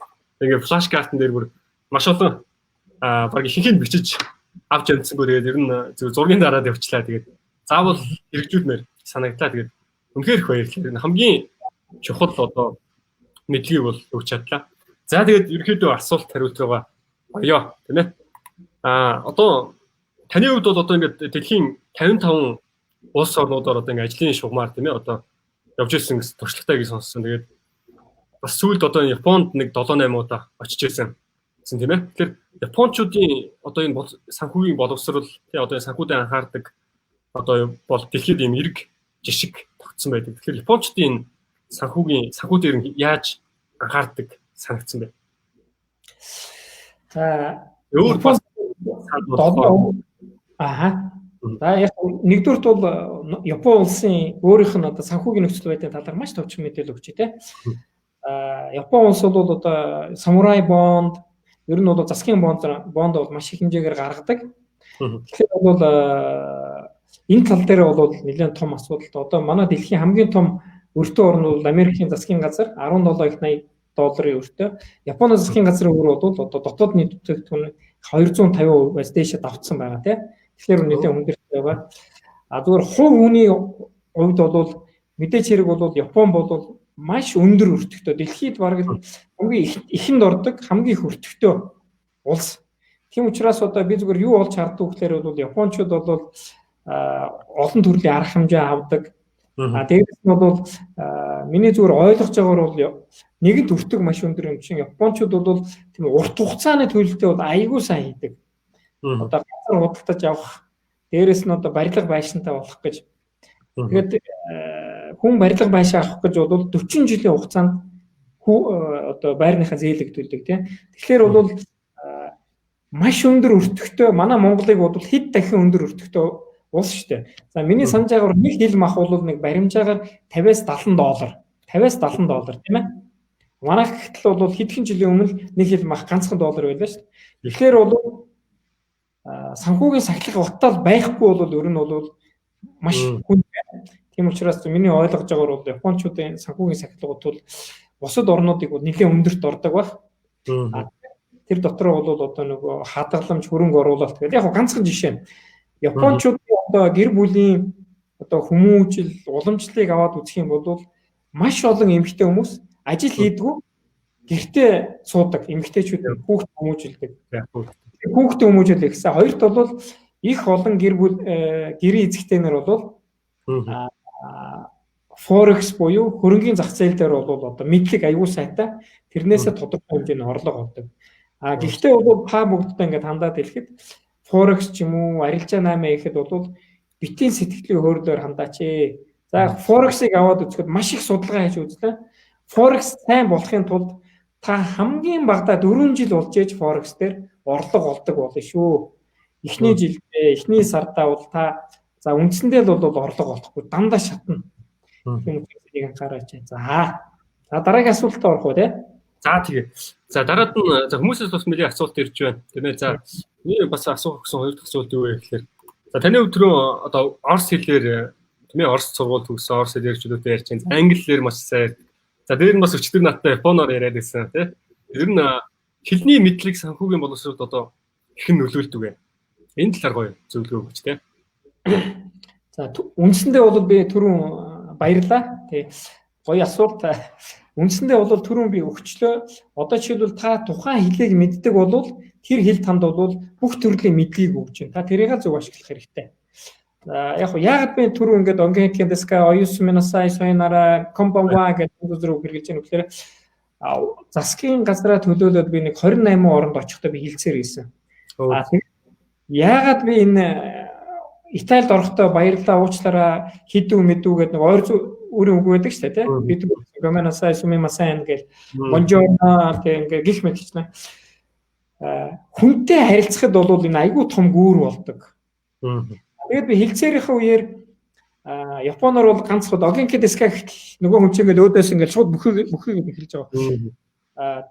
Сангийн яамн дээр 97 онд би очиод тэгээд би Японоор оннамайва дарин чулундас тэгээд Монгол руу тэгээд би сангийн яам гэд тэрийг хэлчихэд би ингээд яг Японд ажиллахаар нь бүхийхгүй юу. 17 орны сангийн яамын хүмүүс байсан. Тэрнээс хойш бол ямарваа арга хэмжээ болно зөвхөн одоо дараа явъя гэдэг байхгүй. Японч өдөр болохоор нэг гоё пив уудаг шүү дээ. Тэгээд яг тэгэхээр л ямарваа нэг юм болохоор намайг дууддаг. Нөгөө хэдийгээ дууддаг, намайг дууддаг. Онсен гэж байдаг hot spring. Тэр нь явъя гэж байгаа тийм. Тэгэл очиод онсенд ороод гоё пив уугаад. Тэгэхээр бол хэл гэдэг бол маш их боломж хүний харилцааны маш олон юмны гүүр шүү. Тэгэхээр бол санхүүгийн боловсрал хэл гэдэг бол тэгэл боломж дахин боломж тийм. Гэхдээ мэдээ зэрэг боломжийн ашиглалтаа уншаад орох биш. Тэрийг дадлагжих, туршлагатай болох нь бол их чухал шүү. Дээл хэрнэгээд бол нөгөө мэдээ зан гэж ярьдаг. Мянган ном уншаад тэрийг амьдрал хэрэгжүүлэхгүй бол мэдээ зан. Яг нь одоо хойлыг заавч төгс сур шаардлага байхгүй байна шүү дээ тийм. Эцсийн дүндээ бол энэ бол хувь хүний зорилгоос хамаарна. Гэхдээ их тохиолдолд бол би одоо 90 хүн бол санал нийлж байна тантай. Яг тэгэхээр бол англи хэл дээр бол 5,000 үг чийжилчих юм бол та англи хэлний 90%-ийг мэдж байна гэсэн үг. Цаашаа бол 20,000 үг, 30,000 үг чийжлэхэд таны тэр нөгөө мэдлэгийн хувь чинь бодвол нэг айхтар нэмэгдэхгүй, нэг 93, 94 гээл үг чинь нэмэх тусмаа нөгөө англи хэлний мэдлэх хувь чинь бодвол багасаал яваад байна. Тэр бас нэг судалгаа уншижсэн. Хүн ер нь Япон хэлийг сурцсан байхад тэгээд тухайн хүний одоо санхүүгийн 25% одоо орлогын их өсөр нь шууд дэшээ өсдөг. Тэр хэмжээгээр бас шууд улсад нөлөөлдөг. Улсын бас гэж уншижсэн. Үндсэндээ бол Колумбийн сургуульд байхдаа нэг econometrics дээр модуль хийхгүй юм. Тэгээд өмнө Солонгос яагаад сүүлийн 30 жил эрс хөгжвэ гэсэн чинь хамгийн том корреляц буюу хамаарал нь юу байсан бэ гэхээр тухайн улсын иргэний боловсрал байсан байна. Хамаар нь бол хамгийн өндөр байсан одоо 28% байлуу 32% их өндөр гарсан.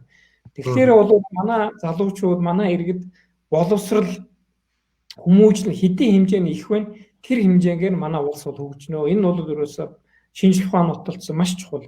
Япон, Сингапур одоо сүүлийн жилүүд одоо хятад улстай боловсролын төвшин хэр их өндөр байна, хэлний мэдлэг бусад те тэр хэмжээгээр тэр чинээгээр манай улс хөгжих, баян чинээлэг болох те.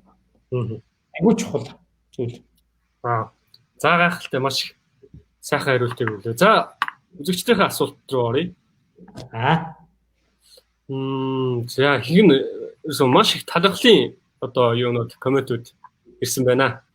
За маш баярлалаа. Хоёр удаагаа сонслоо. Хэдүүлээ нөгөө цаг хэмнэх үүднээс ашигтуулын коэффициент гэдэг чинь тийм шууд асуултууд байгаа. Та бүгдээ маш их баярлалаа. Талархаж байгаа. За бүрийг за манай зочин ихчээр оролцож байсан Чэнзэрэг ах маань very nice presentation, smooth and convincing. Good job, Дарин-сан.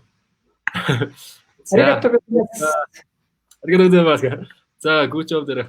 Спасибо. За манайхан жирсэн орон орны хэлээр талархлаа хэлээд явчихж байна. За үнэхээр тодорхой сайхан сургалт байлаа. Баярлалаа та бүхэндээ. Маш гоё лекц сургалт байлаа. За энэ нөгөө асуултууд хэд харагдаж ирсэн нөгөө талхлын сэтгэлүүд донд ерөөсө болгож байна. Хүлээж авъя. Сайхан сургалт боллоо. Маш их баярлалаа. За энд нэг асуулт орж ирж байна. Хадгаламжаас илүү мөнгөө эргэлтэнд оруулах хэрэгтэй гэдэг шүү дээ. Энэ тал дээр зөвлөж гинэ. За ер нь бол зөв. Хамгийн түрүүнд бол ингээд эн чинь бүх юм үе шаттай шүү дээ. Хадгаламжаас эхэлчүүл эрсдэл багтаашүүл гэж хэлж байгаа. Ер нь бол тэгж ярьдаг. Тэгвэл бол хадгаламж байхгүй хөрөнгө оруулалт хийгээгүй юм бол маш олон энэ чиглэлээр мэрэгчсэн хүмүүс бол асуудал байхгүй. Дээрээс нь бол номын уншлаа, онлайн уншлаа, зөвлөлөө үзээд байх юм бол энэ бол зөв. Яг тэгэхээр хэрвээ та зөв хөрөнгө оруулалт хийж эхлэх юм бол хөрөнгө оруулалтын орлого нь бол хадгаламжаас хавьгүй илүү. Энэ бол баталгаатай үнэн. Нөгөө талаасаа бол хөрөнгө оруулалт чинь бол ямарваа нэг хөрөнгө оруулалт эрсдэлтэй байдаг. Гэхдээ би яагаад би хадгаламжийг ярьсан бэ гэхээр бол за миний ойлгож байгаагаар бол одоо энэ хичээлийг сонсож байгаа ихэнх хүмүүс нь залуучууд учраас энээс эхэлчих юм бол яагаад тэгэхээр одоо бид нар ч ихэнх нь зээлтэй байна шүү дээ. Зээлгүй хадгаламжтай байх юм бол хөрөнгө оруулалт хийгээд эхлэх одоо ямар ч асуудал байх. Гэтэ мэдээч хэрэг бол болдог байсан бол absolute version гэж ярьдаг шүү. Топ нь бол мэдээж хэрэг хөрөнгө оруулалт. Чадж байгаа дадлагдсан, боловсролцсон, онлон сайн байх юм бол хөрөнгө оруулалт их нь дамжиг өрөөс энэ бол асуудал биш тий. Тийм учраас зөв. Тэгээд эхлээд үе шаттай гэж байгаа тий. Мэдлэг боловсрол, хадгаламж, эрсдэл баг. Тэгээд дараа нь бол хөрөнгө оруулалтч өөрөө бас урлаг байхгүй. За окей. За үнэхээр тодорхой сайхан сургалт байлаа. Баярлалаа та бүхэндээ. За маш гоё сургалт байлаа. Баярлалаа. Баярлалаа. За янзын сайхан сургалт боллоо. Үнэтэй зөвлөгөө өгсөнд үнэхээр их баярлалаа. Танд эрүүл энхийг хүсье. Их талархаж байна.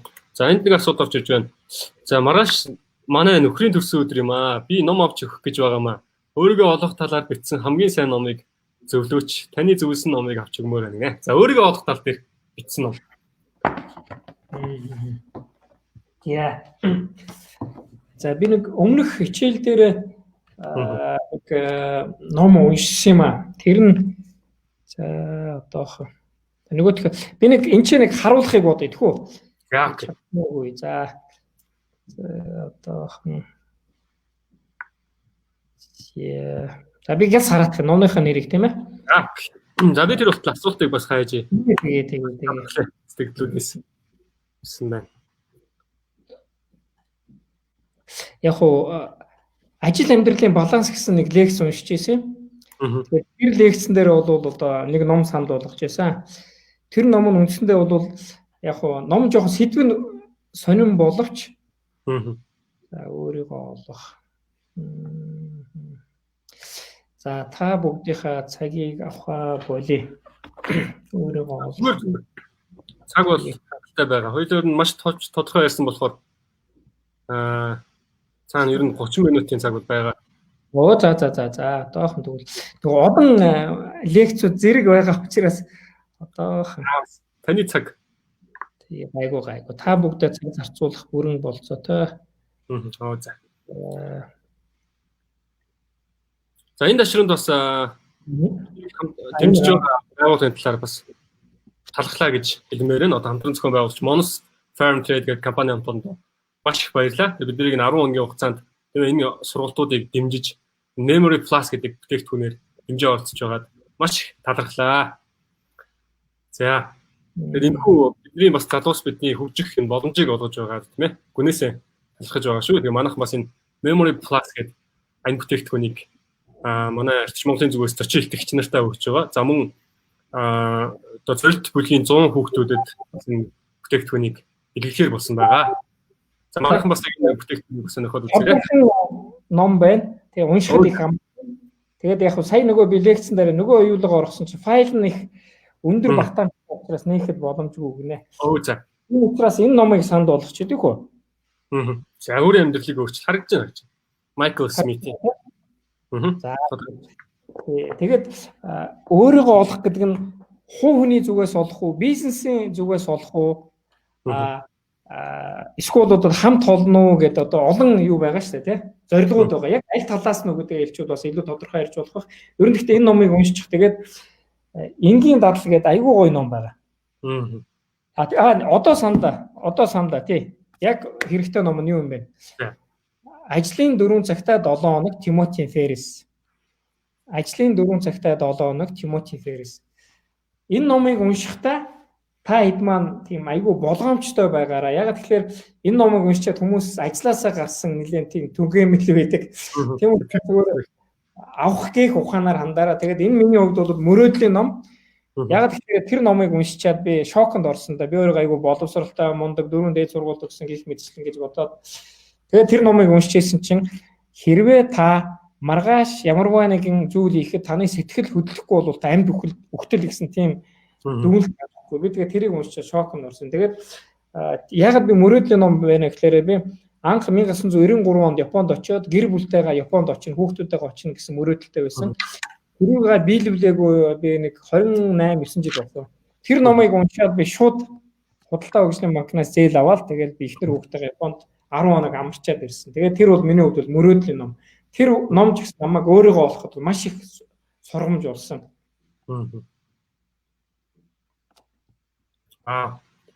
Тэр бас зээл аваа тэг ихэнх яг энэ үл хөдлөх хөрөнгө юу гэх юм зарцуулахаас илүүтэйгээр бас аялалд зарцуулбал илүү үр дүнтэй байх нь тийм ээ. Тэгээд нөгөө яг хуу тэр ажил амьдралын баланс гэсэн бас нэг том сэдв байгаа. Тэрүүн дээр бол тэр лекцнэр би уншижсэн гэхээр хүнд priority буюу өөрийн зорилго байгаа шүү дээ. Тэрийг тодорхойлох нь чухал. Зорилго дахин зорилго тийм. Тэгээд ажил амьдралын баланс дээр бол яг маш олон зорилго байгаа боловч дөрвөн хэсэг хуваахад их амарх болчихдээ. Хамгийн түрүүнд эрүүл мэнд. Эрүүл мэнд чинь хүнд байх юм бол асуудалтай байх юм бол огторгүй ертөнцийн бүх баялаг таны гарт байгаа нэмэр байхгүй. Хөгжиж чадахгүй, өөрөө хөгжиж чадахгүй, амьдарч чадахгүй. Хоёр дахь том зүйл нь бол энэ бол гэр бүл. Одоо тэр бол еврей арт түмний амжил үндэс гэж нэг гой номнууд байдаг.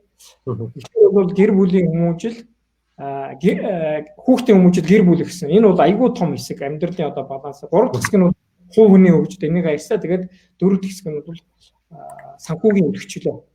Хэрвээ та санхүүгийн эрхчлөө танд байхгүй бол та эрхчлөөтэй хүн биш. Та насан туршдаа мөнгөний төлөө буюу цалингийнхаа төлөө л ажиллана гэсэн үг.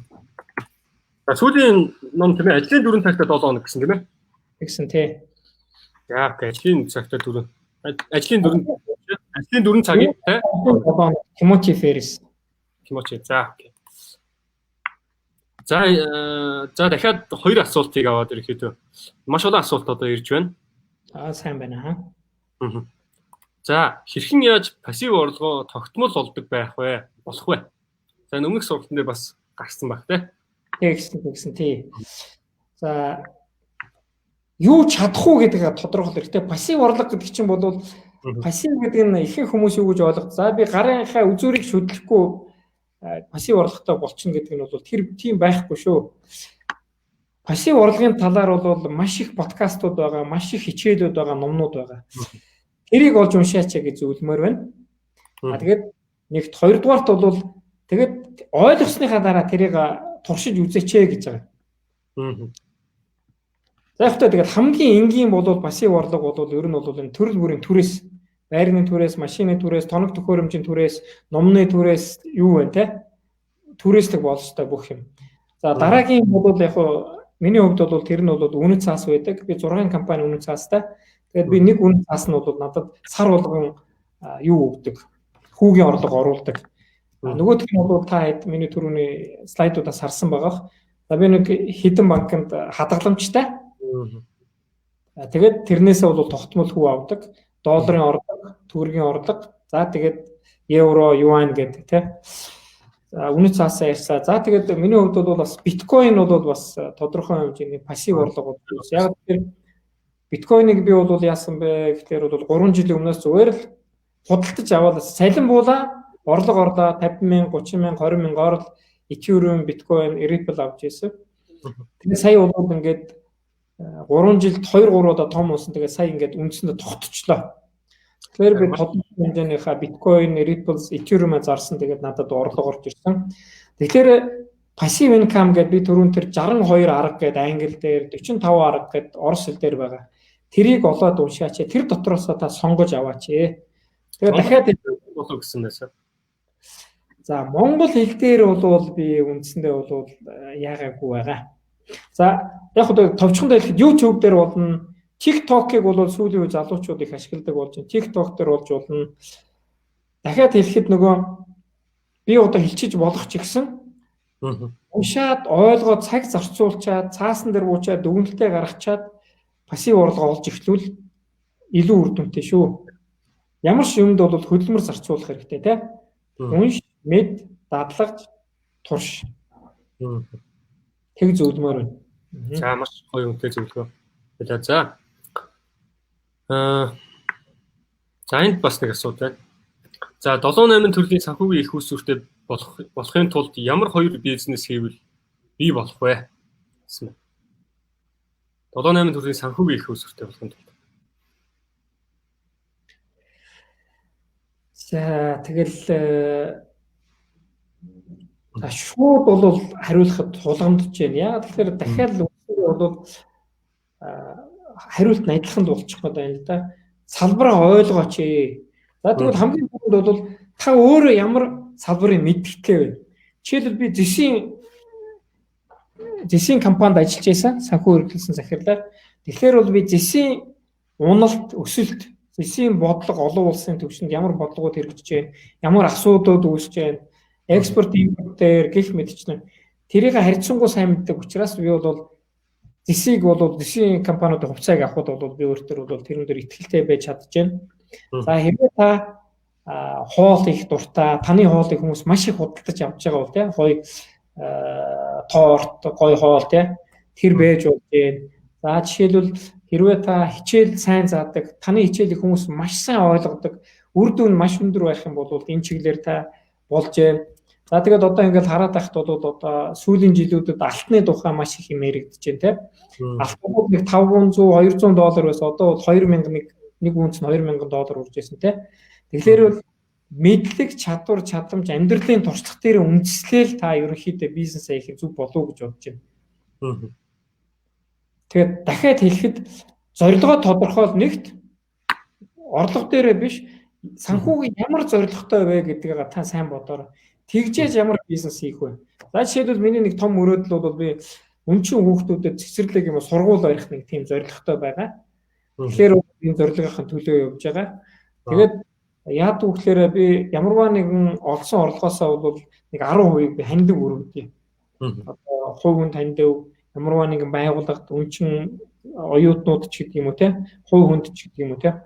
Тэгэхээр зорилгоосоо шалтгаалаад ямар бизнес хийх вэ гэдэг. Зорилгогүй зөвхөн мөнгөний төлөө гэх юм бол энэ бол өөр айгүй өрөөсгөл.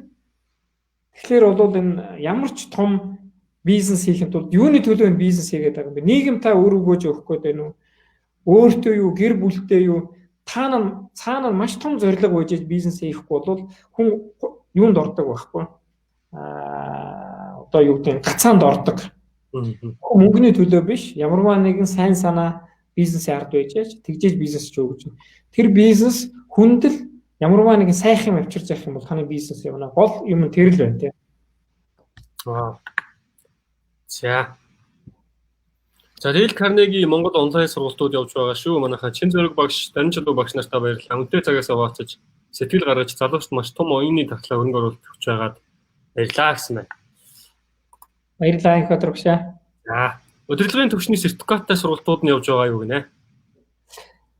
За тий ер нь бол нөгөө ковидаас болоод онлайн сургалтууд явж байгаа. Тэгээд үндсэндээ бол явагдаж байгаа тий онлайн leadership skills гэж сургалтууд байдаг.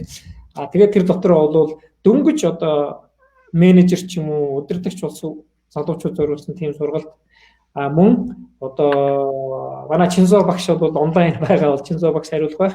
Нөгөө талаас бол яг удирдлагын төвшөнд маш олон жил болцсон хүмүүст ч гэсэн хөрсөн сургалт байдаг тийм. Ер нь бол сургалтууд байгаа. Төвдөж байгаа онлайн. За маш их баярлалаа. Өстой өнөө маш үнэтэй зөвлөгөөнүүдийг харамгүй өгч байна. Баярлалаа гэсэн мань баярлалаа. За энд нэг асуулт орж иж байна. За би энэ жил 20 найраа хийх санаатай байгаамаа. Яагаад гэвэл найз өсгөө маань жирэмсэн бид хоёр төрийн албан агч байгаа юм боломж юм уу гэнэ. За энэ дэр бас ингээд давхар өөр одоо төрийн албанаас өөр тийм ээ орлого олох ямар боломж байгаа гэсэн байх. Ийм санаа явж байгаа. За төрийн албаны тухай хууль, бусад хуулиар бол төрийн албан агчуд бол яг албан ёсоор бол давхар орлого ч юм ажил хийх бол эрх байхгүй. Харин сургалт хийх, сургалтаас орлого олох эрхтэй байдаг. Дээрээс нь бол яг төрийн албан хаагчд бол яг тэгээд би нэг ийм зөвлөгөө өгчихөө зүгээр. Зөвхөн туршлага шүү. За би 2000 онд сэдв нь өөр ч гэсэн арга барилд нь адилхан байж болно. 2000 онд би академик сургуулийн scholarship аваад би 2 хүүхэдтэйгээ их нартайгаа Америк явсан. Тэгээд надад бол амьдрах мөнгө бол байгаагүй. Тийм учраас би яасан бэ гэхээр амар урт жагсаал гаргаж агаад хандив үүрэх болцоотой хамаатан сайд найз нөхөд компаниуд бол би албан ёсоор хандсан. Ерөөсөө би хичээгүй. За манай нэг дараагийн хамаатан одоо юу хийсэн бэ гэхээр бол үндсэндээ бол хоёр талах хамаатнуудаа тохирцсон. Тэдийг гаргана, чи тэдийг гаргана, чи тэдийг гаргана гэд. Тэгээд нэг хамаат маань одоо дараханд байдаг. Яасан бэ гэхээр ерөөсөө шууд За байрны урчилгаа 20,000 мөнгө, байрны урчилгаа 20% нэдийдүүлээ цуглуул бишээгээл тохирсон учраас юм ойлгомжтой байсан.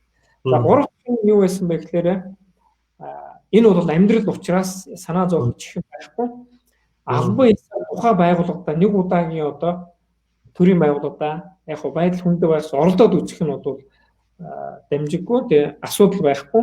Ингээд хөрмөө ганц удаа санхүүгийн тослог үзүүлэх болцоо тандаад үзэх нь зүг байхаа. Хуулийнхаа өрөөнд тийм. Тэгээд байж болж байна. Тэгээд яг хөө мэдээж хэрэг яг хөө зүгээр алтан бус байдлаар би одоо төрийн албаар маш олон жил ажилласан. Тэгээд 3 юм ихээс ус имэж байна.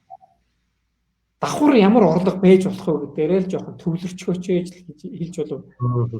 Хүн толгоогоо ажилуулад бүр ингээд утсаа унтраагаад, зурагтаа унтраагаад green light буюу ногоон гэрэл гэсэн арга байдаг. Одоо Dale Carnegie дээр бараг л одоо сар дээр очиж байгаад мөнгө олохгүй ч гэдэг юм уу. Тархинд орж ирсэн бүх санаагаа одоо их нэртэйгээ нийлж байгаа л ингээд цаасан дээр 100 санаа байна уу, 300 санаа бүгдийн цаасан дээр буулгачих. Ямар их үйл болох вэ? Тэгээд өөрийгөө хязгаарлахгүйгээр тэгээд тэр одоо 100 санаа гарах нь уу, хичнээн санаа гарах тэрийг бүгдийг жагсааж агаад энэ болох юм байна, энэ болохгүй байна гэсэн байдлаар гараад эндээс бол маш их ямар их үйлсүүрээр одоо орлого олж болох вэ гэдэг нь харагдах байна. За маш гайхалтай зөвлөгөө байна. За асуулт асуусан үзэгч маань маш дарагч байгаа гэж найдаж байна. Яг онсоо хариултыг бол өгч байна. За бас маш нөө таахгүйгээр тийм ээ яг энэ байж болох боломж зөвлөгөө өгч байгаад маш их баярлалаа. За developing your leadership potential гэдэг захирлуудад зориулсан сургалт эхэлж байгаа сонирхож болно гинэ. За энэ маш сонирхолтой сургалт эхлэх гэж байгаа юм байна. За супер арга гэсэн байна. За окей. За ерөнхийдөө бол асуултууд дууссан байна тийм ээ. За энэ бас нэг асуулт орж ирж байгаа юм шиг байна. Гэсэн чийггүй юм байна. За супер арга за маш их баярлалаа гэсэн байна.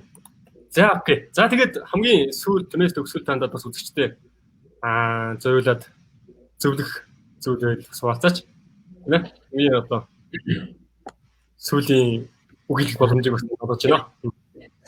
За бид нар бол энэ хорвоод одоо төрж ирсэн тийм бид нар бол их том боломж бид нар амьдрал олгосон байгаа. Тэгэхээр хүн бол энэ хорвоод эрэхтэй бол зовлон жаргалтайгаа цуг ирдэг. Тэгэхээр зовлон үзээгүй хүн бол жаргалыг ойлгохгүй. Нөгөө талаас бол нэгэнт бид нар ингээд төрсөн юм чинь ад жаргалынхаа бид амьдраараа л гэж хэлмээр байна тийм. Мэдээж мөнгө бол чухал боловч хамгийн гол зүйл бол ад жаргалтай амьдраараа. Амьдрал бол боломжоор дүүрэн шүү. Тэгээд боломжийг зоригтой натгадаг шүү. Бүх юм таны гарт байна. Та өөрөө л хичээх юм бол эзэн хичээгээ заяа хичээнэ. Манай ээж хэлдэг үгүйсэн санаа зүв бол заяа зүв. Сайн сайхан амьдраараа. Амьдрал бол энэ бүх юм чинь танд олон дахин өсгөө танд үгүй шүү. Тийм учраас тэгээд ад жаргалтай сайхан амьдраараа бүх боломж нь таны гарт байна шүү. Та бол чадна. Итгэлээ олж зорилгоо тодорхойлцоход та бүгдийг хийж чадна. За тэгээд та бүгдээ үсэ. Вау, за маш баярлалаа. Тийм ээ. За өөрийнхөө үнэтэй цагаасаа бас бидэрт зориулж энэ гайхалтай зөвлөгөөнүүдээс харамгүй одоо бид нарт энэ зөвлөгөөнд өгсөн тийм маш их талархлаа. За тэгээд эцэст нь гэж хэлэхэд тийм ээ одоо бид нартай яг хамтарч ажиллаж байгаа дахиад хэлээ зохион байгуулагч Monster Farm Trade гэх компани хамт олондоо энэ энэхүү бүтээгдэхүүнээр тийм ээ одоо хамтарч ажиллаж энэхүү 10 хоногийн сургалтыг дэмжиж ажиллаж байгаад маш талархлаа. За тэгээд эртч Монголыг үүсгэн байгуулагч Инкватор багштай юу юунаас л хамгийн их баярлалаа. Энэхүү хөгжлийн боломжийг бид нарт олгож байгаа. За энэхүү боломжийг олгож байгаад маш их баярлалаа. Тэгээд мэдээж эртч Монголд нэгдэж өөрийнхөө оюуны дархлаагаа дэмжиж энэхүү гайхалтай нэгдлийг бий болгож байгаа. Яг энийг үзээд сууж байгаа эртч Монгол танд бас маш их баярлалаа. Тэгээд энэхүү хоёр тийм ээ 20 хоногийн сургалтанд идэвхтэй биднийг үзэж одоо бас хамтарч ажилласанд гүнээсээ талархаж байна. За тэгээд дараагийн season 3 гэж хийх одоо бид нар бас төлөвлөгөөтэй байгаа. Тэгээд бас үзэгчдийн хандлт хэрэг байна, хүлээлт их байгаас шалтгаална. Тэгээд та бүхэн санал хүсэлтээ бас чөлөөтэй бичээд яваарай. Тэгээд энэхүү эртч Монгол гэдэг official group дээр ерөнхийдөө энэ сургалтууд үргэлжлээд явна гэдэгт бол найдаж байна. За тэгээд бүгд нь маш их баярлалаа. Бүгдээ амжилт амьдрал эрүүл их хамгийн сайхан бүхнэ гэсэн байна. За тэгээд мэдээж ирчих монголчууд маань тийм ээ хүн болгоны өмнө гайхалтай зорилго ирж байгаа. Явах зам олон байгаа тийм ээ. Шамтрах замч олон байгаа. Агцууд одоо түүнийг даван туулах хүч бол танд байгаа шүү. Тэгээд та бүхний алхам болгон амжилт агуулж авах болтугай. За тэгээд өнөөдрийн зочин хэлтгчээр оролцсон дараахта маш их баярлалаа. Хай. За тэгээд бүгдээрээ баярлалаа. Өдрийг сайхан өнгөрүүлээрэй. За санал комментээр тийм ээ саналаа бүгдийг нь гоё бичээд яваарай манайхаа. За баярлалаа.